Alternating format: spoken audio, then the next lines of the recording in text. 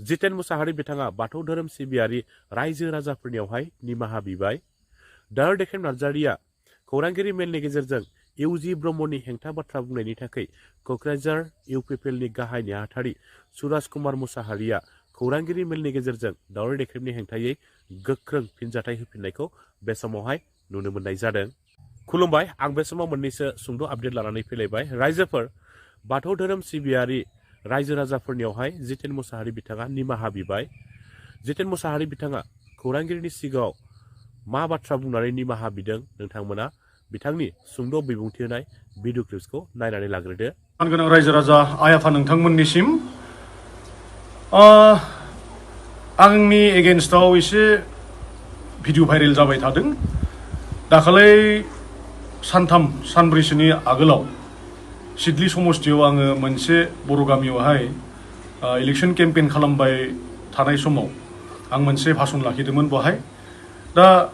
बे भाषणा जाहैबाय मा, आं सानदों इलेक्शन केम्पेइनल' भाषणखौ होबाय थाबाबो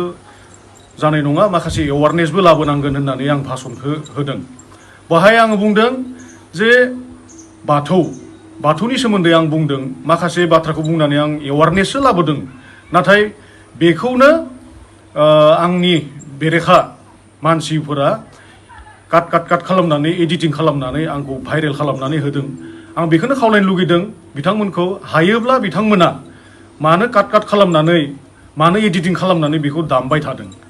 आंजों फैनानै डाइरेक्ट फेस टु फेस रायलायफै। आं बहाय होमबा खालि माबायदि भाषण होदों मानो पुरा होजोबाखै बिथांमोना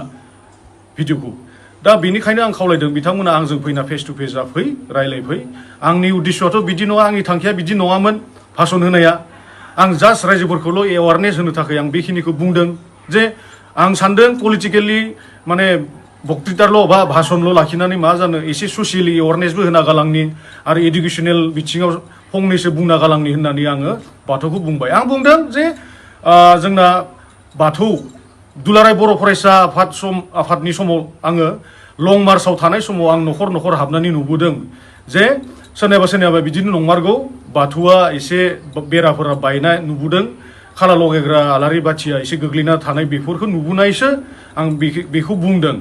जाहाथे जों सानफ्रोमबो इसोरखौ मोजाङै खुलुमनो हायो, इसोरखौ मोजाङै सिबिनो हायो, अब्लासो न'खराव गोजोन थासारि सान्थि फैयो, दुखु खैफोद फैनो हाया। बेखिनि बाथ्राखौसो आं बुंदों आरो एवारनेस होदों जे जाहाथे जोंहा खालाफोरखौ माने आलारि बाथिफोरखौ मोनसे बाराव बा मोननै बारावल' लगायनो नाङा, हायोबा सानफ्रोमबो लगायनांगौ, होमबासो न'खरा सुख सान्थि थायो होनना बुंदों। आरो मोनसे बुंबावदों, सानफ्रोमबो बेदर जानो नाङा न'खराव, जे जाबाय थायोब्ला मा लक्ष्मिया एरा होयोब्ला माइ माइरं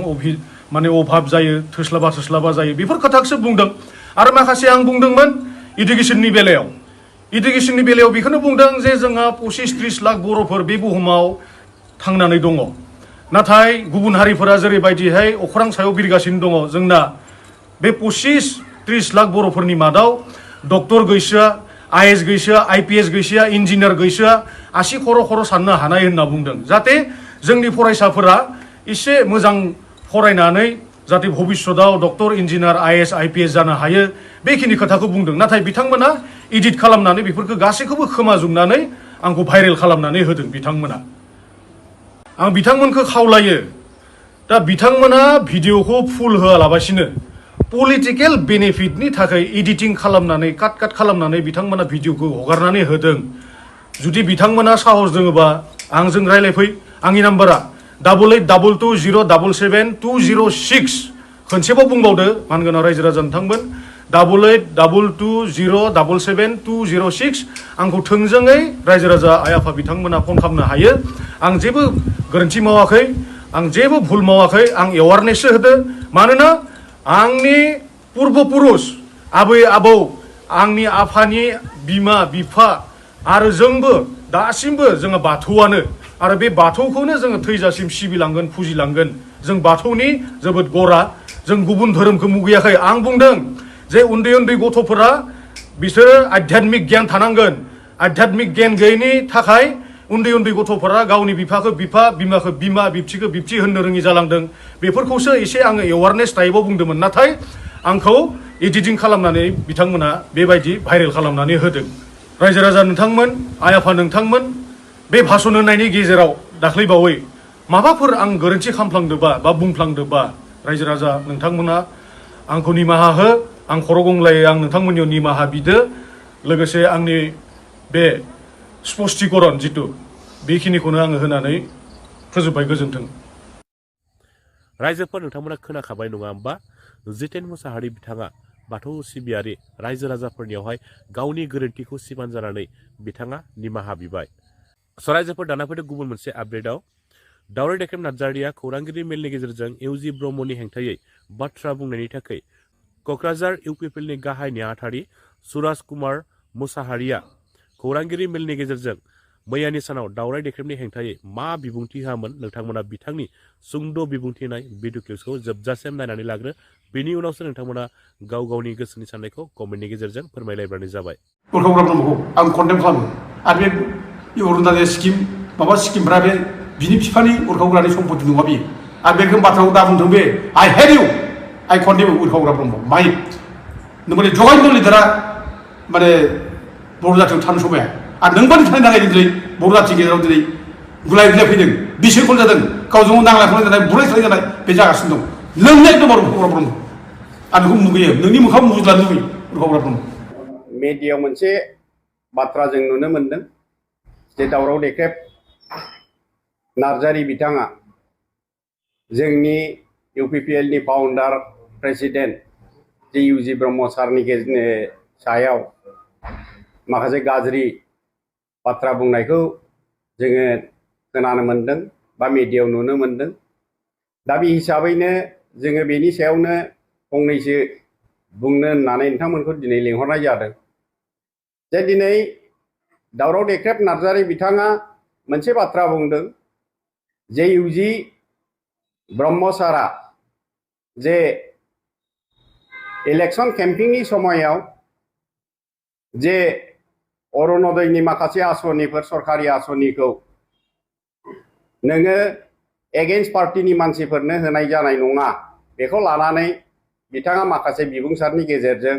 गाज्रि गाज्रि भाषा बुंनायखौ जों खोनानो मोनदों। दा सरकाराव दं हिसाबै दिनै गासिबो सरकारि सा सुबिदा आसनिफोरखौ सरकारानो होयो हिसाबै सरकारनि खाथियाव जुदि साफि फैयाब्ला सरकारनि सा सुबिदाफोरखौ जुदि लानांगौब्ला सरकारनि खाथियाव निश्चय जोंनि आसनि लागिरि बिथांमोनहा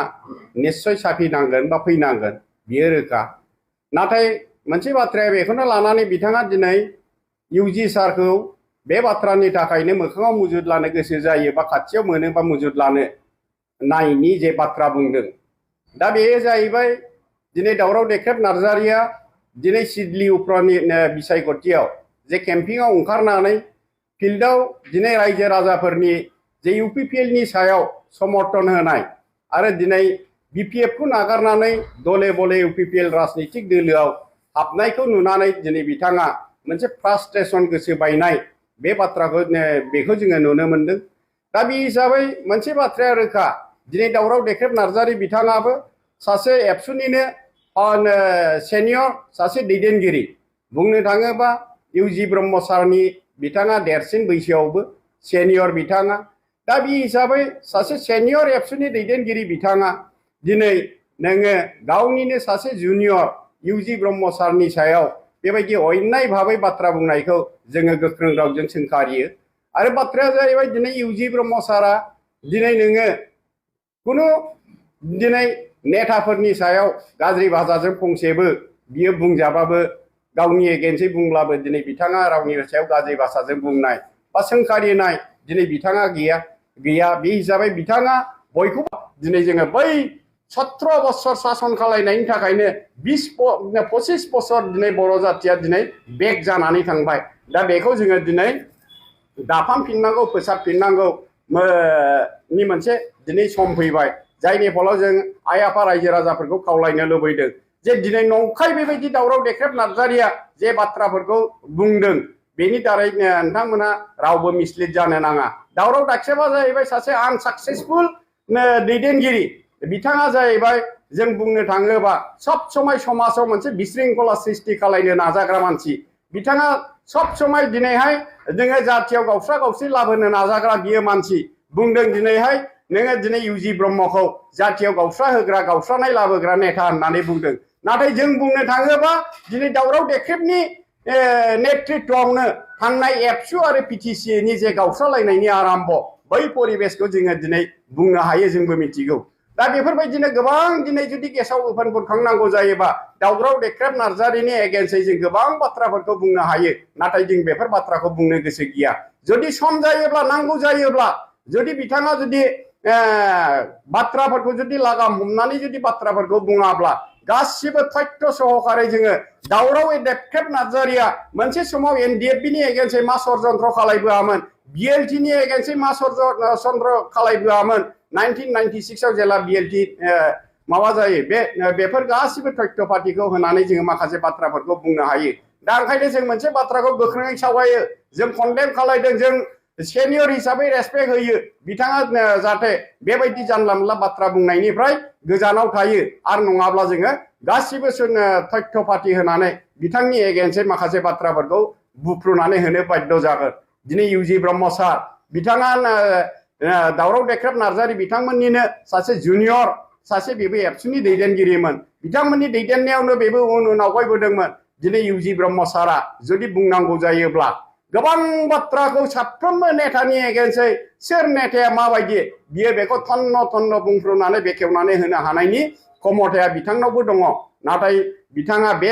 बाथ्राफोरखौ लुबैया समाजाव जातियाव बिशृंखला जानायखौ बिथाङा लुबैया जायनि फलाव दिनैहाय बिथाङा माखासे बाथ्राफोरखौ जे गावनि सायाव माखासे बाथ्राफोरखौ गाज्रि गाज्रि बाथ्राखौ बुङोब्लाबो बिथाङा रावनिबो एगेन्स्टै जेबो बाथ्रा बुंफिना दा ओंखायनो जों खावलायदों जे फैबाय थानाय बिसायख'थियाव उफ्रा बिसायख'थियाव इउपिपिएलनिनो बिजाथि दिनै जोंनिनो एनडिएनि बिजाथि निर्मल कुमार ब्रह्मआ देरहागोनखौ नुनानै दिनै बिथांमोननि नेताफ्रा फ्रास्ट्रेसन जादों आरो मोनसे बाथ्राया नैबेबो क्लियारखा थांनाय 17 बोसोराव बेलासि जानाय लोगो लोगो दिनै मेलायाव जोंनि सेंग्रा सिख्ला गथ' गथाया थाङो सानफ्रोमबो मेला जौ जुवानि आड्डा ड्राग्सनि आड्डा दिनै बेबायदि जोंनि सारा बिटिसि ओनसोलाव बे परिबेसा फैबायमोन जायनि फलाव दिनैहाय जोंनि सेंग्रा सिख्लाफ्राबो शिक्षा दीक्षानि खेथ्रआव गोसो मनोजग होनो हायैनि मोनसे परिबेस फैबायमोन दिनै जोंनि भबिष्यता अन्धकारनि लामायाव थांबायमोन दिनै बेफोरखौ दाफामफिननो थाखायनो दिनै प्रमद बर' दिनै जोंनि सारनि दैदेननायाव दिनैहाय नोङो बड'फा सुपार 50 मिशन दाबाय बड'फा सुपार 50 मिशननि गेजेरजों दिनैहाय जे इन्जिनियारिंनि जे फ्रि कोचिं दिनै नोङो डक्टरनि जे फ्रि कोचिं दिनै इउपिएससि दिनै परिखा एसएस परिखा होनायनि थाखाय दिनै जे फ्रि कोचिं होदों बिनि गेजेरजों दिनै सेंग्रा सिख्ला बिथांमोनहा फरायनायनि शिक्षा दीक्षानि खेथ्रआव गोसो होफिननायखौ जों नुनो मोनदों मोनसे समाव दिनै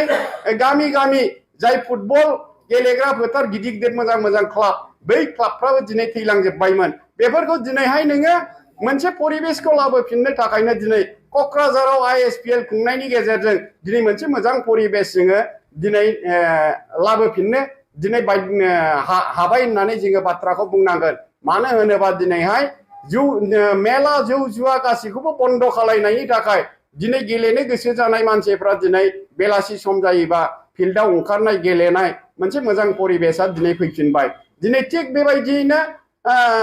दिनैहाय नोङो बुंनो थाङोबा दिनै नोङो जोंनाव बावै इन्टारनेशनेल लिटारेचार फेस्टिभेल खुंदों मोनसे समाव बुंनो थाङोबा साहित्यआबो जोंनि गेजेरनिफ्राय गोमालांनायनि लामायाव फैबायमोन मानसिफ्रा लिरनायनि फारसे गोसो होलामोन नाथाय इन्टारनेशनेल लिटारेचार फेस्टिभेल खुंनायनि गेजेरजों दिनै गोदान गोदान कलेज इउनिभारसिटियाव फरायनाय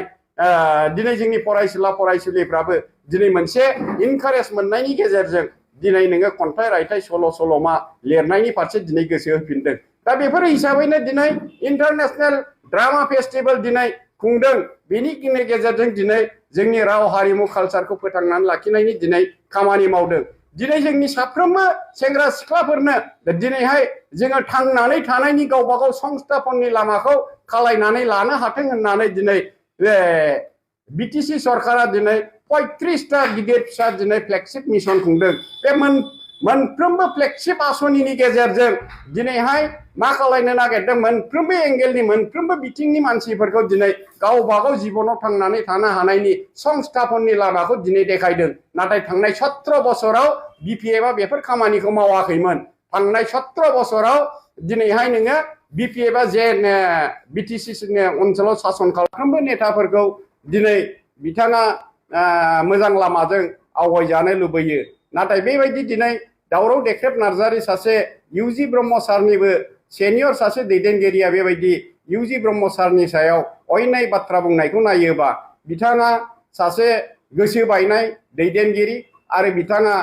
आनसाक्सेसफुल जिबनाव साक्सेस जानो रोङै सासे नेता हिसाबै गोसो बायनाय आरो बियो गुबुन नेताफोरखौ हिंसा खालायनानै माजे समाय बेबायदि बाथ्रा बुंनायखौ जोङो नुनो मोनदों दिनै बिथाङा बुंदों जे इउपिपिएल सरकारा दिनैहाय नोङो साख्रि बाख्रि होनो हायाखै बिटिसिखौ धंस खालायबाय बिटिसिनि क्षमताखौ दिनै सेस खालायबाय होननानै बिथाङा बुंदों दिनैहाय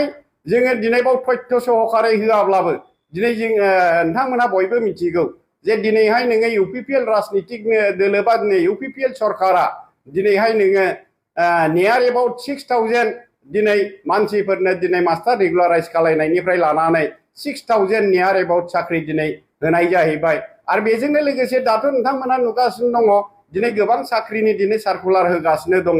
दा बे हिसाबैनो दिनैहाय गासिबो जे दावराव देख्रेबा जे बाथ्राफोरखौ बुंदों बियो दिनै नंखाय रायजो राजाफोरखौ मिसलिड खालायनो नाजादों आरो बेजोंनो लोगोसे बिथांमोनहा बुंदों दिनैहाय दिनै दिपेन बर' आरो दिनै प्रमद बर' सारनि सायावबो दिनै माखासे बाथ्राफोर बुंदों दिनैहाय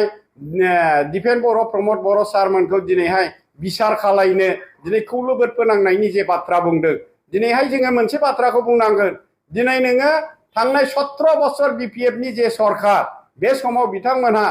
जे दिनै नोङो अपोजिशन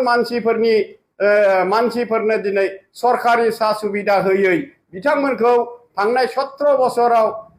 जाय आन्दोलनकारि नेता बिथांमोनहा बिटिसिखौ सासन खालायदोंमोन गादबनानै सोबख'नानै नासयनानै बुख्रुब बुख्राब खालायनानै जाबोनाय बा लुथिनानै जाबोनाय जोङो थांनाय 17 बोसोराव नुदों नाथाय दिनैहाय थांनाय 17 बोसोराव जेरैबायदि जे सासन खालायदोंमोन नाथाय दिनै 17 बोसोरनि बिपिएफनि जे सासन आरो दानि इउपिपिएलनि जे सासन बेखौ नायोब्ला दिनैहाय रात दिन तफात थांनाय 17 बोसोराव बिथांमोनहा दिनै समाज बिथिङावबो दिनै धंस खालायदों गामिफ्राव खुनु समाज बिसार खालायनो हानाय अबस्था गैयामोन दिनै थांनाय 17 बोसोराव बिथांमोनहा जोंनि भबिष्यत जे सेंग्रा सिख्लाफोरनि जे जिबनखौ अन्धकारनि लामाथिं नारसोम हरनायखौ जोङो नुनो मोनदोंमोन थांनाय 17 बोसोराव बिथांमोनहा जाय न'खरखौ सिफायनानै सिलिंखार सेरखाय बेरखाय खालायदोंमोन दिनै बे न'खरखौ दिनै इउपिपिएल सरकारा रिकनस्ट्राक्सन दाफामफिननायनि खामानिखौ दिनै मावगासिनो दङ नोङो बिथांमोननि नेताफ्रा दिनै बुंनो थाङोबा सानफा साफा दिनै दल नागारनानै दिनै खारनाय बे आराम्भ जानायाव बिथांमोननि गोसो बायनाय बेफोरनाखि मोनफा मोनफा सिन होननानै जोङो दिनै बुंनो हायो